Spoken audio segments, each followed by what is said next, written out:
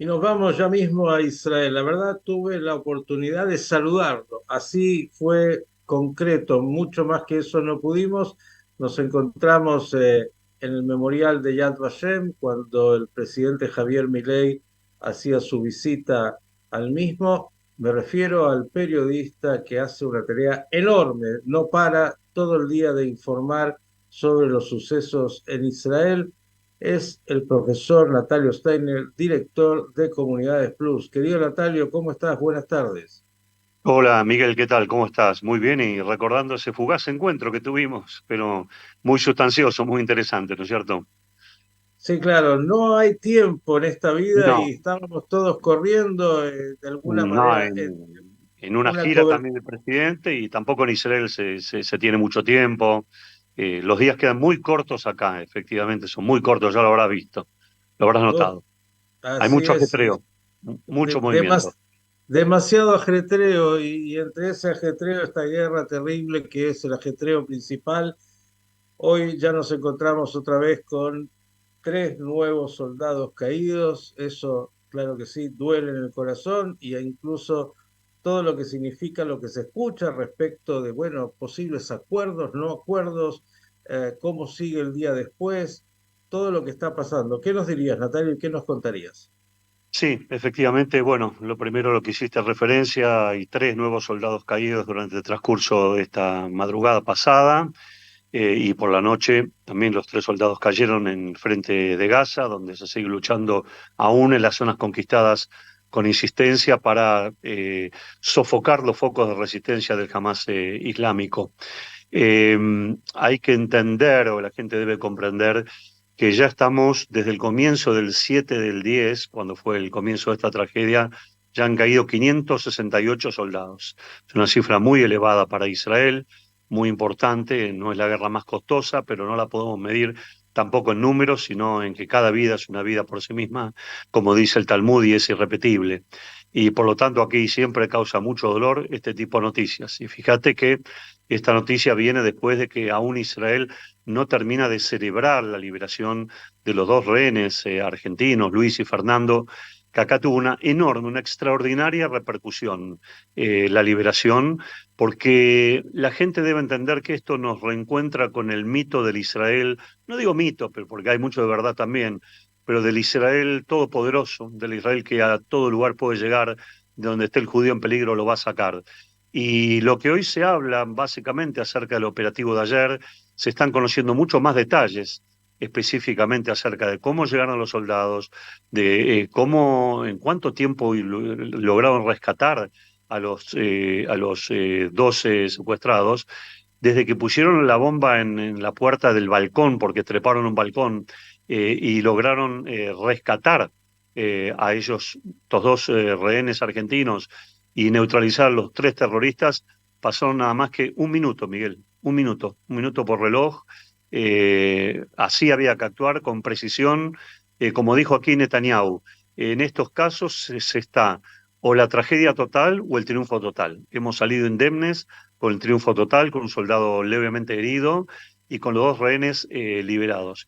Y es muy importante la liberación de estos dos rehenes porque es un símbolo de que, por un lado, el gobierno tiene razón en el sentido de que hay que generar más presión militar sobre el Hamas para ponerlo en situaciones de incomodidad que lleven a este tipo de liberación por parte de la vía armada, pero también hoy mismo se va a empezar nuevamente a gestionar algún tipo de acuerdo marco para proceder a la liberación con algún tipo de concesión, porque está claro que los ciento y pico de rehenes que aún están con vida, no todos van a poder ser sacados de la forma que casi milagrosamente, podríamos decir, fueron sacados ayer Luis y Fernando.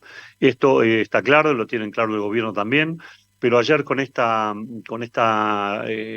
victoria militar, por así decirlo, el gobierno obtuvo un triunfo importante que necesitaba, porque venía hablando de la liberación de los rehenes a través de la presión armada, pero no lograba mostrarlo. Y ahora sí lo mostró. y aquí todo el mundo piensa es que debe haber casos de otros rehenes detectados o sitios donde están tomados como rehenes y que aún no se puede incursionar. Es un tema delicadísimo, así que evidentemente no podemos ampliar ni dar detalles de este tipo de cuestión también, pero se está cerrando el cerco sobre Agia Sinuar. Ayer ha habido un programa de televisión muy importante aquí, con psicólogos, psiquiatras, que hablaron de la personalidad psicopática de Agia Sinuar en todos los aspectos, y ese es un tema a tener en cuenta, porque a veces vemos los hechos históricos, pero no pensamos qué seres humanos están detrás manejando esto, y sería realmente un grave error no hacerlo. Donde sí también la situación está bastante complicada es en el norte.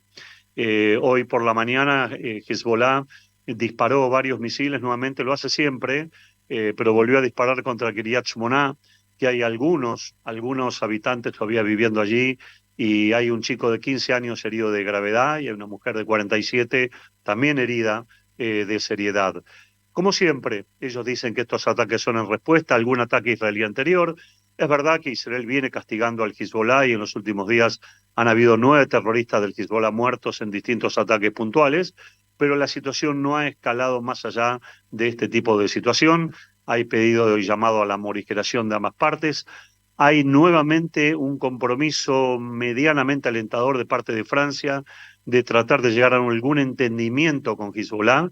Hezbollah estaría dispuesto a un cese del fuego en la medida que Israel cese el fuego en Gaza. Es decir, condiciona los dos conflictos. Israel no puede aceptar esto y no lo va a aceptar, pero la propuesta francesa incluiría que el Hezbollah se retire 10 kilómetros de la frontera hasta el río Litani, también que esa zona pase a ser ocupada por el ejército libanés, y también posiblemente el despliegue de tropas alemanas. Esto se ha venido hablando ya hace algún tiempo atrás, y luego Israel comenzar a repoblar toda la zona que hoy está abandonada y castigada por los misiles de Hezbollah.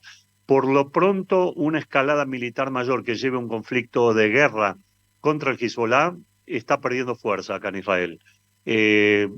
Acá se piensa que esta escalada va a continuar con mayores y menores dimensiones, porque un conflicto con el Hezbollah en las actuales circunstancias, un conflicto militar más grave, sería mucho más peligroso para Israel. El Hezbollah tiene armas mucho más certeras que las que tiene el Hamas islámico. El Hamas hace ya bastante tiempo que no dispara misiles contra Israel o contra el corazón de Israel, y por lo tanto son situaciones completamente dispares que no ameritan ningún tipo de comparación. Así que Israel está pensando en otro tipo de solución político-militar. Ya no estamos viendo estas referencias que tanto Gallant o Netanyahu hacían respecto a que vamos a llevar al Líbano a la Edad Media o a la Edad de Piedra. Estos mensajes no aparecen. No digo que aparezca un mensaje más conciliador con una organización terrorista, pero sí aparecen mensajes más de devolución, de ataque y de generar bajas importantes en Hezbollah, pero no bélico. Podríamos decir en ambos sentidos que ninguno de los dos rivales tiene intenciones de escalar esto hasta llegar a una guerra en este momento, pero sí mantenerlo en este escalamiento. Israel hasta terminar la situación de Rafah, que es un tema sensible en el sur, en la Franja de Gaza, y Hezbollah condiciona todo esto a que Israel obviamente cese el fuego en la zona de la Franja de Gaza. Miguel, estos son los temas hoy por hoy. También ha causado bastante malestar aquí en Israel, en los distintos medios, la propuesta del secretario de la Unión Europea, Josep Borrell, de presionar o llamar al presidente Biden diciéndole que se ponga en marcha un boicot de armamento contra Israel si no quieren que más gazatíes mueran. Es decir, están poniendo e invirtiendo la carga de la prueba respecto a que por salvar a palestinos en la Franja de Gaza, Israel no pueda terminar su operativo militar en Rafah, que es un lugar importantísimo para poder terminar de liberar a los rehenes si todavía realmente están con vida, y esperemos que sí, sin llegar a un conflicto con Egipto, dado que la zona es limítrofe con Egipto. Biden está pidiendo que haya una tregua de unos 45 días, un tanto ambiguo. Israel no va a aceptar esto, no lo va a aceptar de ninguna manera, porque lo que Biden pide es una derrota. Lo que Biden pide no es una tregua, sino que Biden pide básicamente la situación de desescalar el conflicto hasta llevarlo a algún tipo de acuerdo que termine con ambas partes en su supervivencia. Israel no va a aceptar nunca la supervivencia del Hamas islámico en la Franja de Gaza. También se ha sumado el rey de Jordania y otras autoridades de distintos lugares para pedir que se boicotee a Israel en cuanto a nivel de armamento. Egipto ya ha comenzado a manifestar que una invasión israelí a Rafah parecería ser inevitable y lo que pide Egipto es que no haya incursiones militares israelíes en Egipto de ninguna manera y que no haya un flujo de inmigrantes palestinos a Egipto escapando de la guerra. Israel se ha comprometido a delinear un plan que va a dar a conocer a Egipto y Estados Unidos para ubicar a los refugiados palestinos que deberían moverse de la zona de Rafah en unos 25 campamentos diferentes en distintas zonas de la Franja de Gaza, en donde podrían ser provistos de ayuda humanitaria y de esta manera tratar de limitar la pérdida de vidas civiles con la eventual conquista de Israel de la Franja de Gaza en su totalidad. Miguel.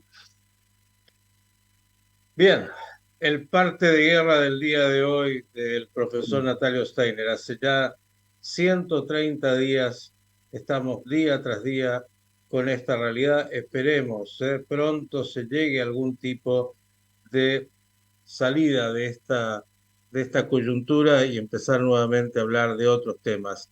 Pero esto es lo que Así. tenemos. Natalio, agradecerte como siempre, esperar buenas noticias y veremos en estas negociaciones que se están llevando a cabo mientras también se sigue combatiendo qué es lo que finalmente termina por decantar. El deseo de que tengamos buenas noticias. Muchas gracias, Miguel. Estamos en contacto, como siempre. Que tengan todos ustedes un buen día. El profesor Natalio Steiner, que está ahí en Israel y que permanentemente está informando de los acontecimientos, minuto a minuto, le diría yo, a través de sus distintos posteos de información en Comunidades Plus. Seguimos pensando en las noticias.